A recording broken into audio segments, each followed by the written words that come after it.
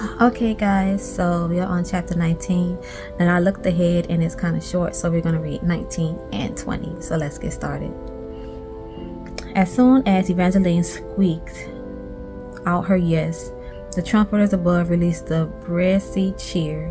The entire ballroom exploded in clapping, and Apollo gallantly scooped her up in his arms.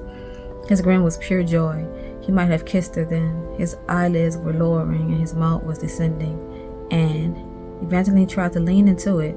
She was in the midst of a fairy tale, floating in the middle of an enchanted castle, held by a prince who'd just chosen her over every other girl there.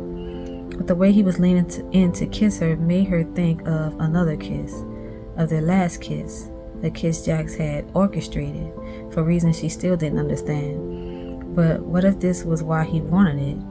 Evangeline didn't want to think this proposal was Jack's doing. He couldn't have known one kiss could do this. And she didn't understand why he even want this engagement. It was much easier and more pleasant to imagine this wasn't what Jax wanted at all. Weren't Faye supposed to be jealous? Are you all right? Apollo's warm hand climbed her spine, rubbing softly as if coaxing her back from a bad dream. You haven't changed your mind, have you? Evangeline took a timorous breath. She still didn't see Jax among the crowd, but it felt as if the entire kingdom were watching. The whole ballroom had gathered, surrounding them with looks that ranged from awe to envy. You're almost overwhelmed. Apollo's fingers found her chin and tilted her face towards his. I'm sorry, my heart. I wish I could have made this private for us, but there will be plenty of secluded moments for us in the future.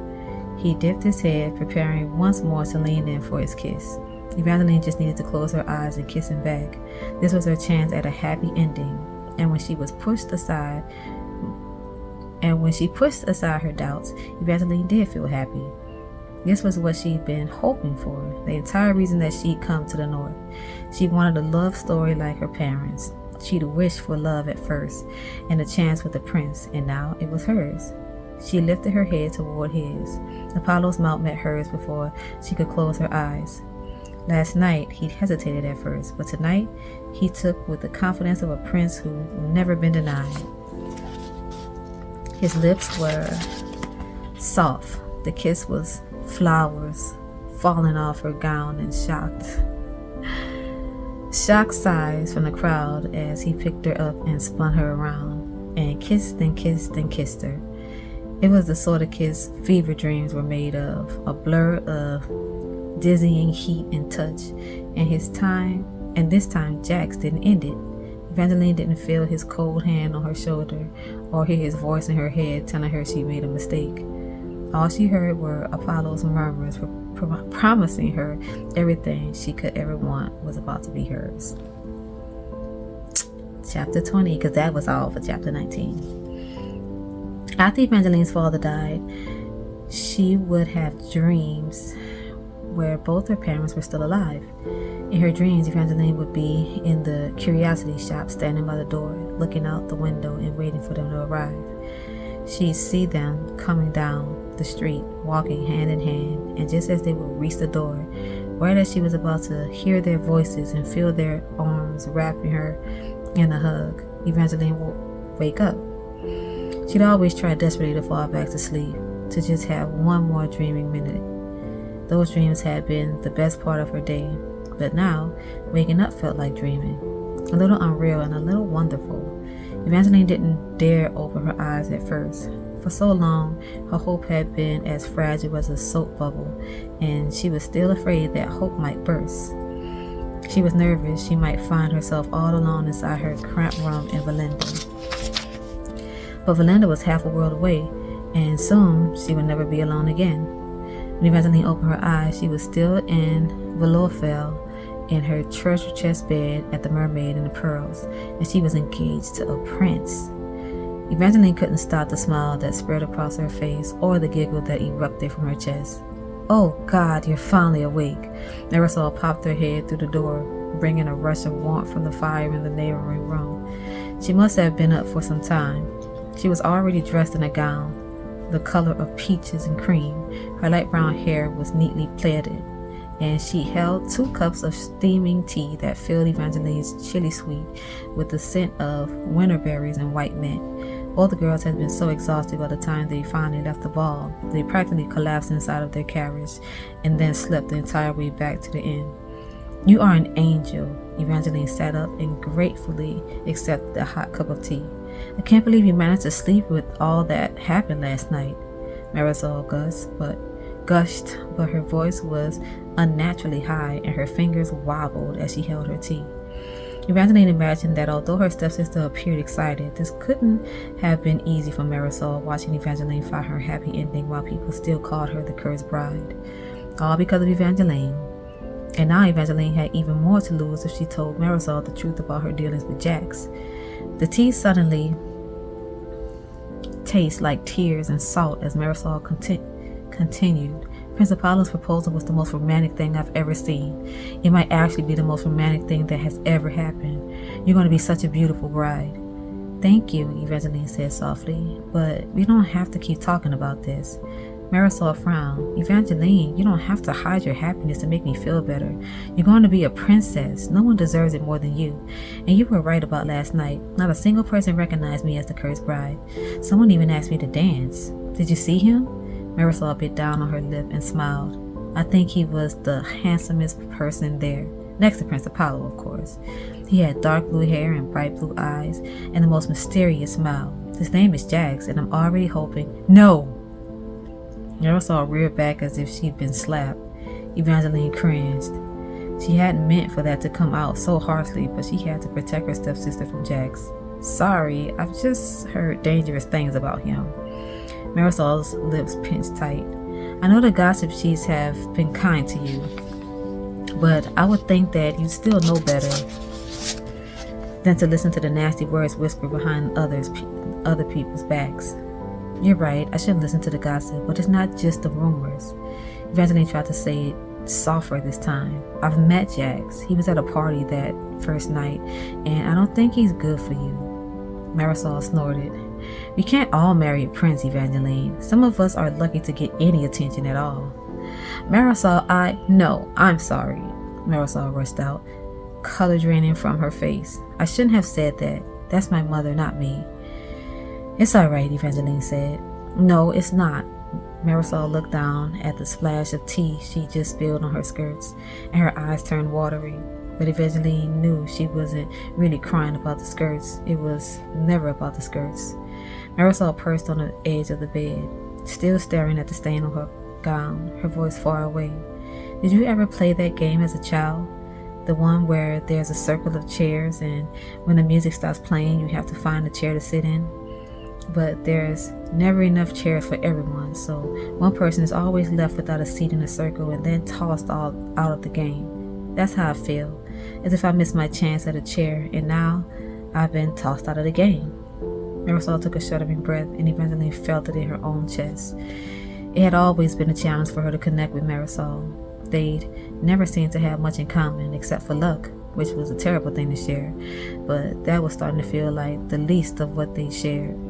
Looking at Marisol now reminded Evangeline of those months when she had worked in a bookshop and started to feel like one of the forgotten novels on the used shelves in the back, overlooked and alone. But Evangeline always had hope that things would change. She might have lost her parents, but she'd had their memories to hold on to, their stories and their words of encouragement. But all Marisol had was her mother, who had torn her down instead of building her up. Evangeline set aside her tea, slid across her bed, and hugged Marisol tightly. She wasn't sure if she'd ever be brave enough to talk to her about luck or confess what had really happened the day of Marisol's wedding, but she would keep trying to find ways to make it up to Marisol, especially now that Apollo was putting Evangeline in an ideal position to do so. Her stepsister leaned in with a sniff. "I'm sorry for spoiling your happiness. You didn't ruin anything, and you haven't been thrown out of any game. In the North, they don't even play that musical chair game. I've heard it was outlawed and replaced with kissing chess." As she said it, Evangeline could already imagine setting up a match for her stepsister with every eligible young man in the land. Maybe she'd ask Apollo for help. It might not remedy everything, but it was a start. Evangeline was about to suggest the idea when the pounding on the door began. Both girls quickly leaped from the bed, spilling more tea on the carpet this time. The only person who ever knocked on their door was Frangelica, but her taps were gentle. These sounded almost angry. Evangeline only spared a second to throw on a wool robe before rushing to the door. The wood shook as she approached. "Evangeline!" Apollo's voice cried from the other side. "Evangeline, are you there?" "Open it," Marisol urged her. "It's the prince," she mouthed, as if his title meant his actions weren't at all alarming. "Evangeline, if you're there, please let me in," Apollo begged. His voice held shades of fear and desperation.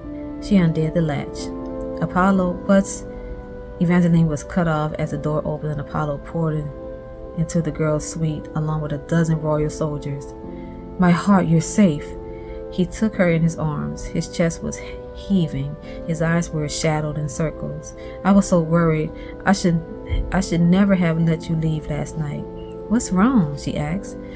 The closest soldier held out a damp gossip sheet for Evangeline to read as Apollo loosened his hold on her. The Daily Rumor, Engaged, by Christoph Neitlinger. In the past, Knock Never Ending has gone on for weeks, sometimes months. But last night, mere minutes after arriving at the ball, Crown Prince Apollo Acadian proposed to everyone's favorite Southern wild card, Evangeline Fox. Apollo sealed his engagement with a kiss that left half the ladies weeping, although a number of girls appeared more angry than sad. After the prince abandoned Princess Serendipity Skystad in the middle of the dance floor to propose to his new bride, the princess looked practically murderous. The cursed bride didn't succeed in harming Evangeline, but as she watched Apollo's declaration of love, it looked as if she wanted to turn the couple to stone. And one of my keen-eared sources also heard the matriarch of House Fortuna mutter to her granddaughter, Thessaly, how the prince should have chosen her, but that it wasn't too late to change that. Prince Apollo and Miss Evangeline Fox are to wed in 1 week's time. That is, if no one harms her first. Evangeline stopped reading. "What does it say?" Marisol asked.